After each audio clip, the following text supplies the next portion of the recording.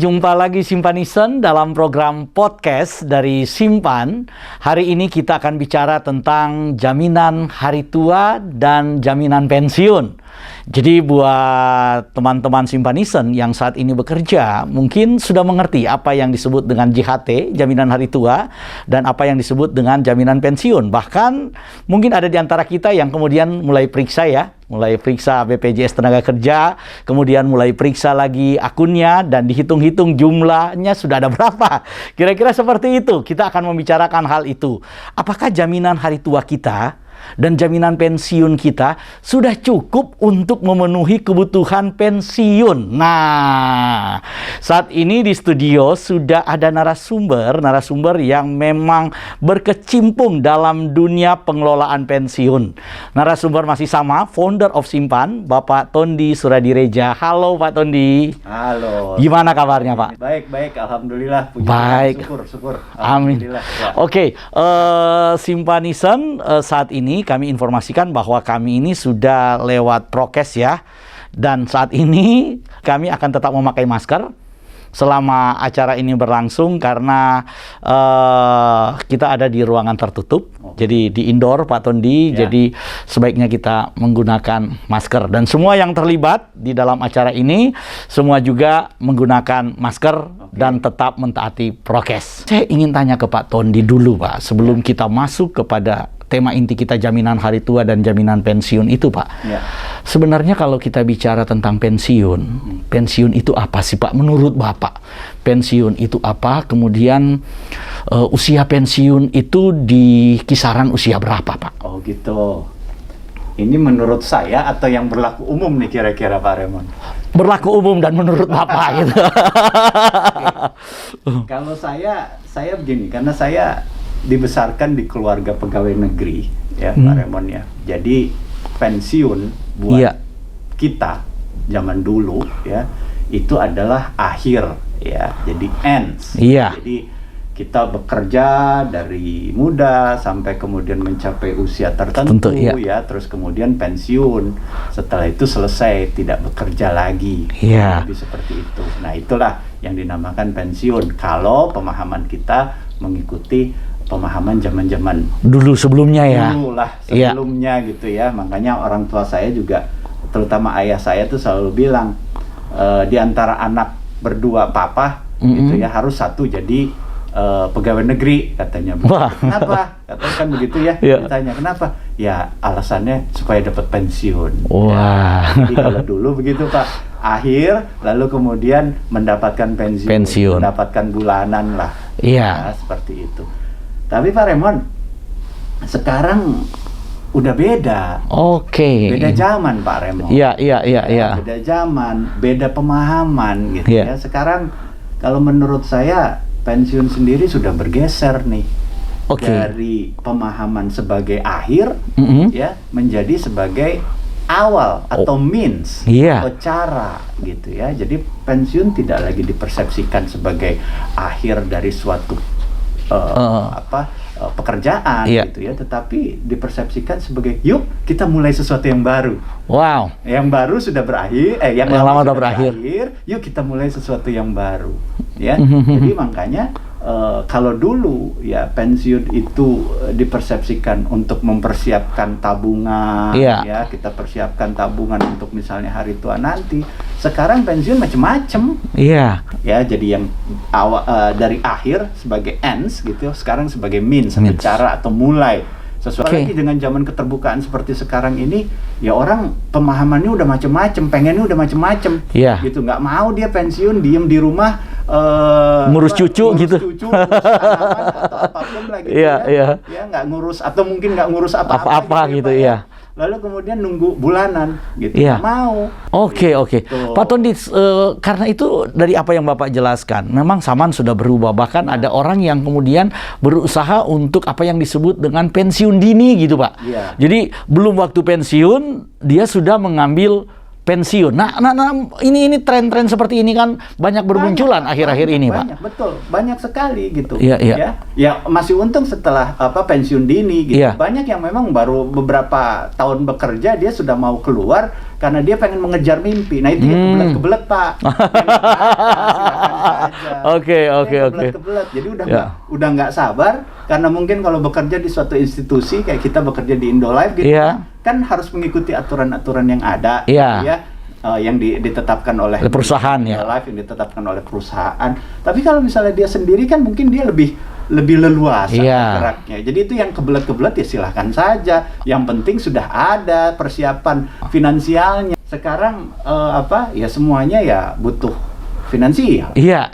Kalau gitu berapa? Kapan? Iya. Gitu ya. Kapan usia pensiunnya itu? Sebetulnya usia pensiun ya terserah kita sebagai yang akan menjalankan, tapi memang biasanya tuh tidak lebih dari usia 58 tuh sudah mencapai usia pensiun. Artinya 58 atau 60 tahun itu memang di suatu perusahaan tertentu, pemberi kerja tertentu itu sudah mencapai usia pensiun gitu ya. Jadi memang sudah waktunya untuk off lah gitulah Pak ya. Nah, jadi terserah sih ininya mau kapan gitu ya. Cuman kalau memang kita bekerja di suatu perusahaan, pemberi kerja rata-rata umur 58 atau 60 tahun. Nah, tapi kan ada pensiun dini tadi kalau udah kebelet, Pak. Udah kebelet gitu ya. Kebelet ya bisa saja, silahkan saja. Yang penting itu adalah persiapannya, Pak. Persiapan. Oke. Buat Simpanison, jadi kita akan membahas saat ini, kita akan fokus ke persiapan pensiunnya ya. Persiapannya harus matang, Pak. Iya. Oke, Pak Tondi, kita ngomong tentang persiapan. Menurut Bapak, apa yang perlu kita lakukan untuk mempersiapkan pensiun? Saya selalu berpikir sederhana lah, Pak ya. Iya. Jadi kan ada pemahaman bahwa apa-apa sekarang butuh finansial ya, Pak. Iya. Butuh duit, butuh uang, iya. Gitu ya.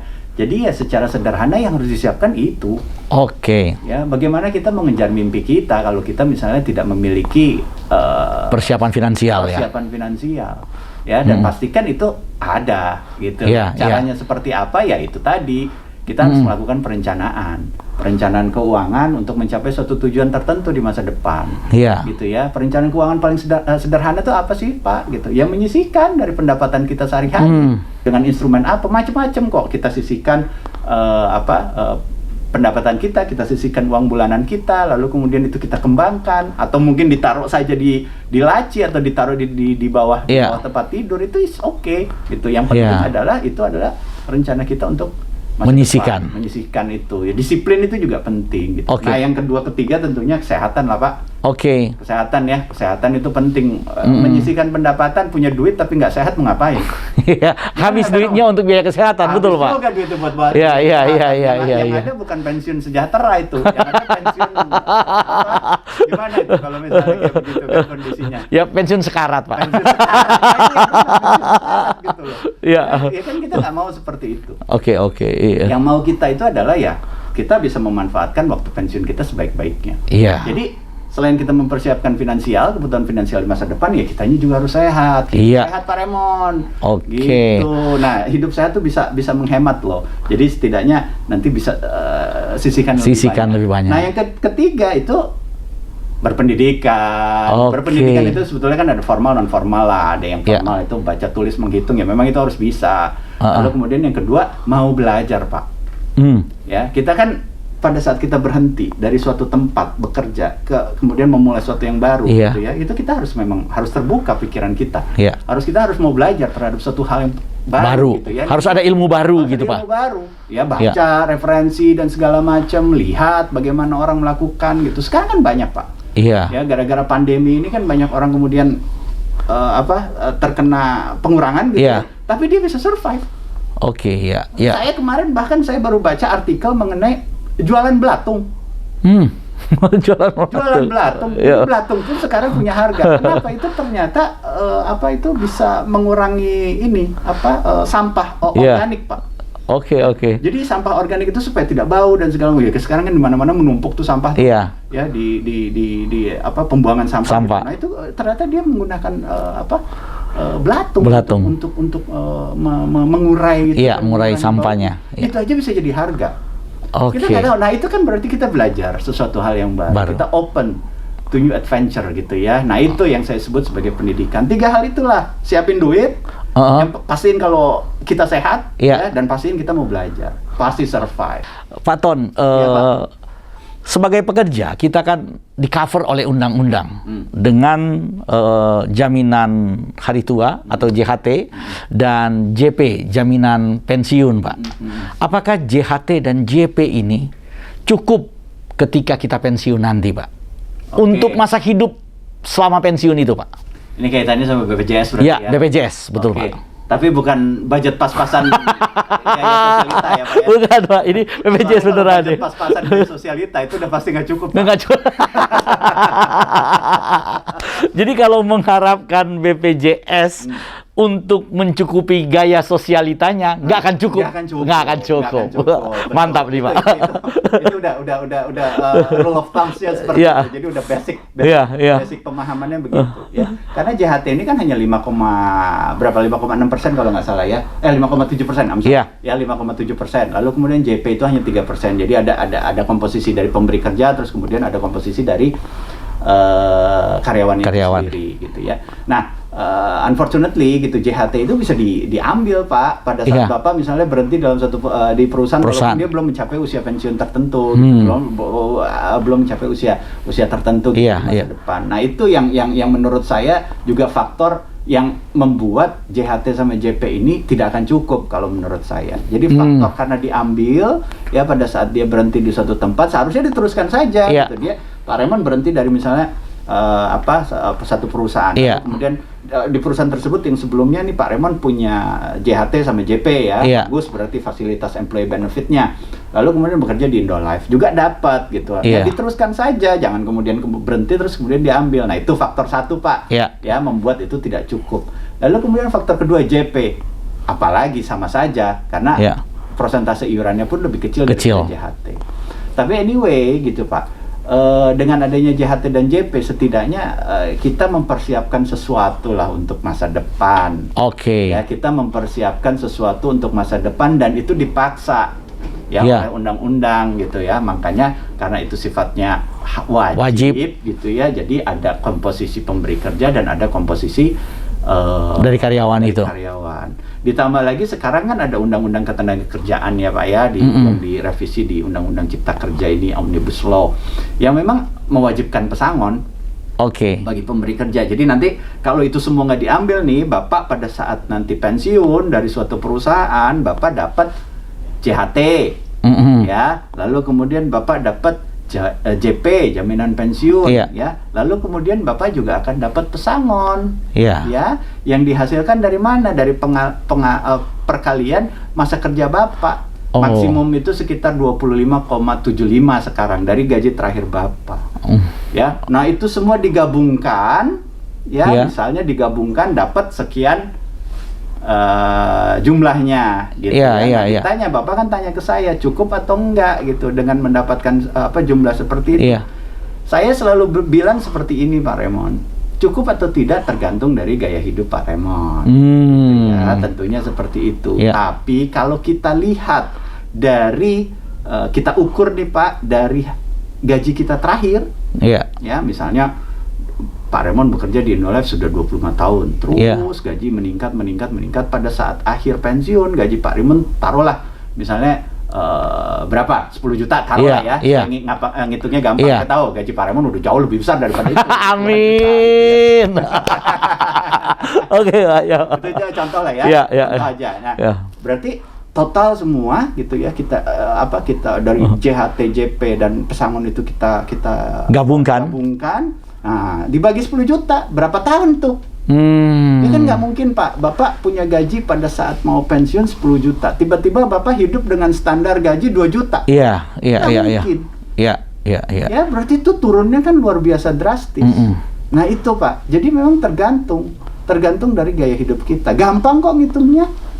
Ya, gaji Bapak terakhir berapa? Terus yang Bapak dapat dari paket employee benefit itu berapa? Dibagi aja gaji terakhir berapa tahun Bapak bisa hidup. Setelah itu gimana? Lalu caranya gimana biar survive? Ya diinvestasikan, tapi hasilnya berapa? Kalau hasilnya hanya 2 juta, Bapak biasa hidup dengan 10 juta, tiba-tiba Bapak hidup dengan 2 juta. Ya modar. Iya. Modar Iya. nggak? Iya, modar langsung, Pak. Modar, Pak. Iya. Biasanya Bapak makan 3 kali sehari, tiba-tiba harus makan 1 kali sehari. Ya masih syukur kalau misalnya makan 1 kali sehari. Minimal listrik putus itu, Pak. Ya minimal. Berarti kan apa tuh? Nggak bisa gasnya dari yang besar ke kecil. Kecil, iya. Yang biasanya ngebakar ayam jadi Nggak bisa, Pak. Nggak bisa, udah nggak bisa itu, Jadi Pak. Tempe Pak. aja, ya. Oseng-oseng. Nah. Masa kan biasa makan ayam terus tiba-tiba makan tempe. Iya. Ya saya senang, Pak. Saya selalu ada tempe di meja saya, di meja makan saya. Saya senang. Ini aja ya, hanya menjelaskan gitu ya. Yang biasa gaya hidupnya seperti ini, ya biasa kita makan ayam dan segala macam dengan gaji 10 juta, gitu ya. Tiba-tiba turun drastis. Oke. Ya, jadi itu yang harus dipikirkan. Pak Tondi, kalau begitu sebenarnya penghasilan pada saat pensiun, maksudnya tingkat penghasilan kita pada saat pensiun itu idealnya berapa persen sih, Pak? Idealnya, dari penghasilan kita sebelumnya, kira-kira begitulah kalau dibandingkan. Pertanyaan bagus. Iya. Ini udah disiapin, ada skripnya ya, Pak. Jadi gini, kalau kita bicara persentase, Pak Raymond, kalau tadi saya kasih analogi 2 juta, 2 juta. 20% gitu ya, dari penghasilan Bapak yang 10 juta. Minimum itu sebetulnya sekitar 60-70 lah. Oke. Gitu ya, jadi kalau misalnya Bapak gaji terakhir Bapak adalah 10 juta, setidaknya Bapak punya penghasilan bulanan ya untuk mensupport hidup Bapak setelah masa pensiun itu sekitar 6-7 juta. Iya. Nah, sekarang pertanyaannya, cukup nggak kita? Ya, mencapai itu. Ada 2 cara itu yang saya bilang tadi. Total yang sudah diperoleh digabungkan dibagi 10 juta ya berapa tahun hidup sisanya atau diinvestasikan gitu ya untuk mencapai angka 7 juta. Tapi silahkan dihitung sendiri aja. Gitu. Silahkan Pak Raymond hitung sendiri. Ya, saya bisa pastikan 100% nggak cukup, Pak. Silakan dihitung, Bapak Raymond hitung sendiri. Bapak pertama yang harus melakukan proyeksi berapa sih gaji saya pada saat pensiun. Proyeksikan saja dengan kebiasaan-kebiasaan yang Bapak dapat selama ini. Naiknya berapa persen setiap tahun. Ya, proyeksinya misalnya. Sudah ketemu proyeksinya berapa? Taruhlah 10 juta yang saya bilang tadi, gitu ya. Terus dihitung berapa Bapak dapat dari JHT. Caranya gimana? Buka tuh aplikasi BPJS, banyak ya. Iya. Pak Tondi, saya tertarik sekali Pak Tondi bilang tadi yang ideal itu sebenarnya 70%.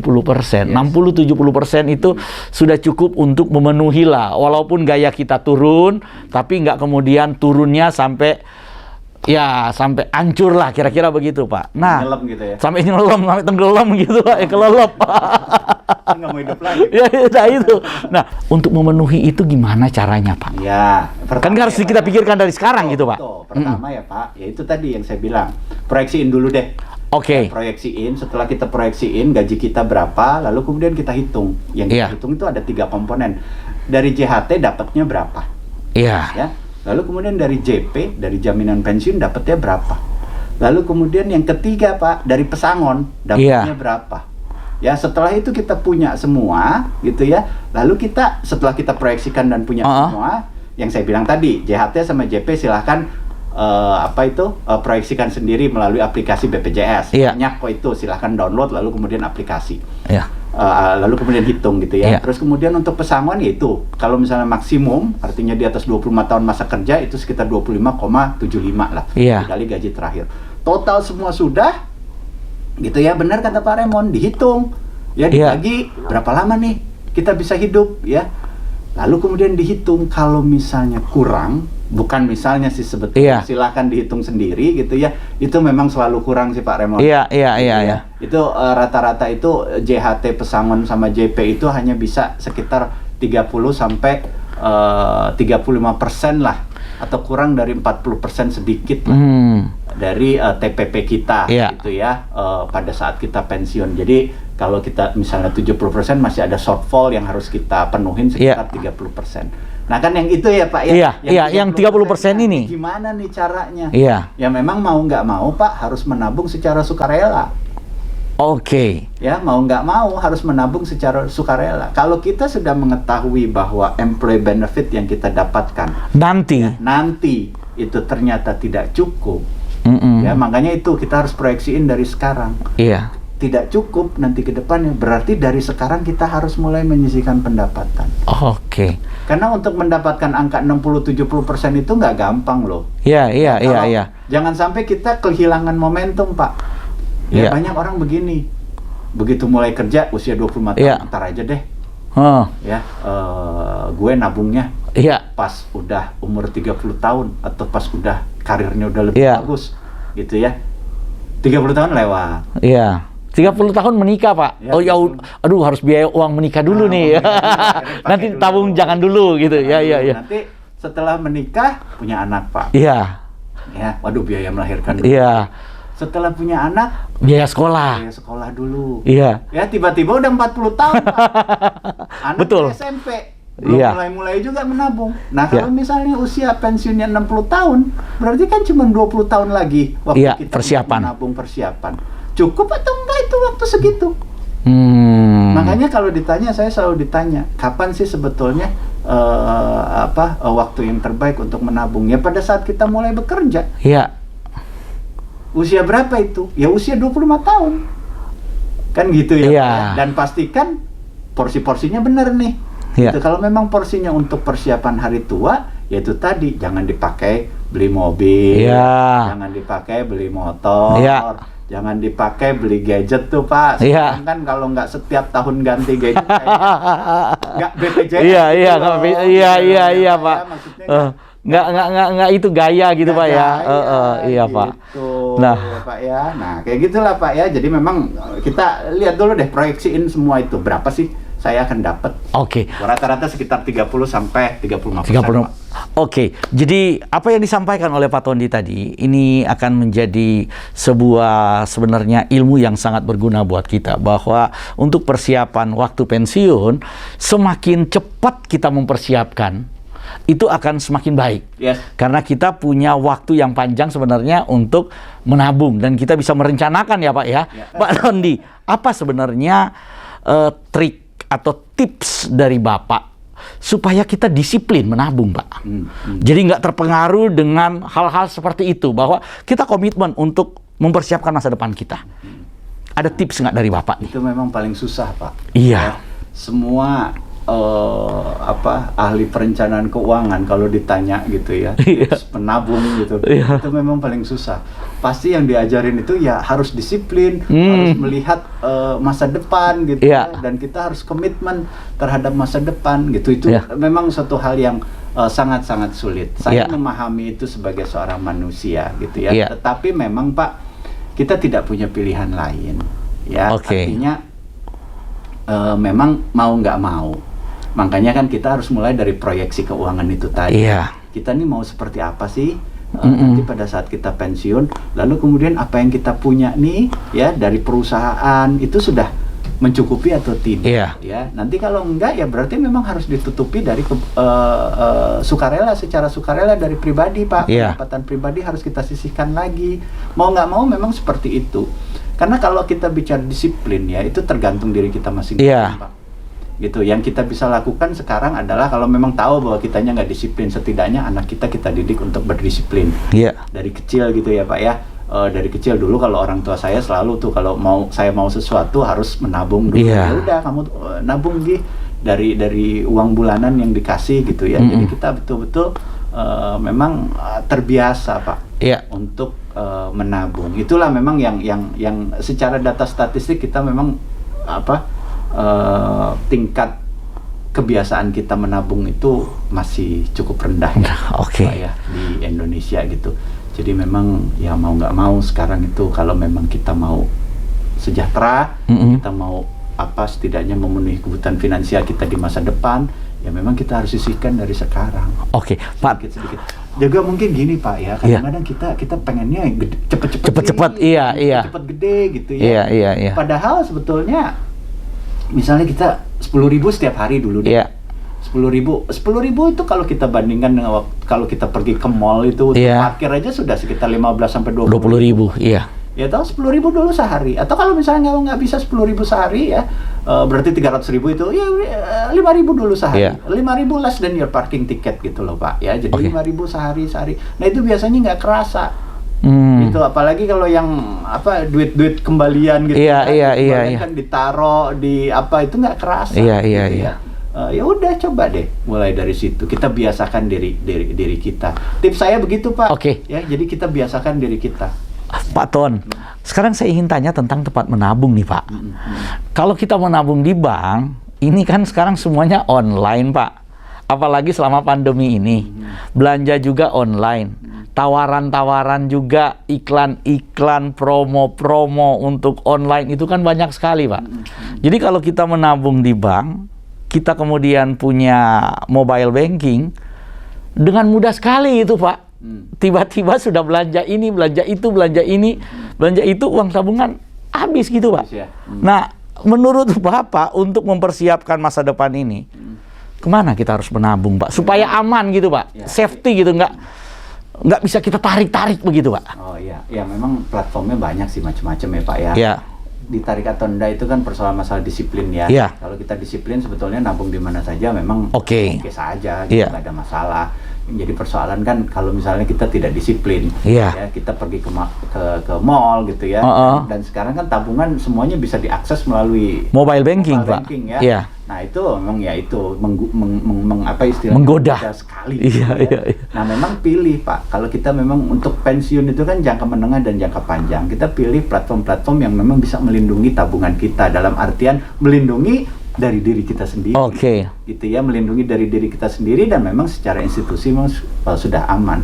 Ya mungkin bisa menjadi pilihan Pak produk kita, yaitu Simpan by DPLK Indolife. Mungkin keterangannya bisa Bapak masukin linknya ya, supaya misalnya calon peserta kita bisa memahami ya sebetulnya produk DPLK Indolife itu seperti apa.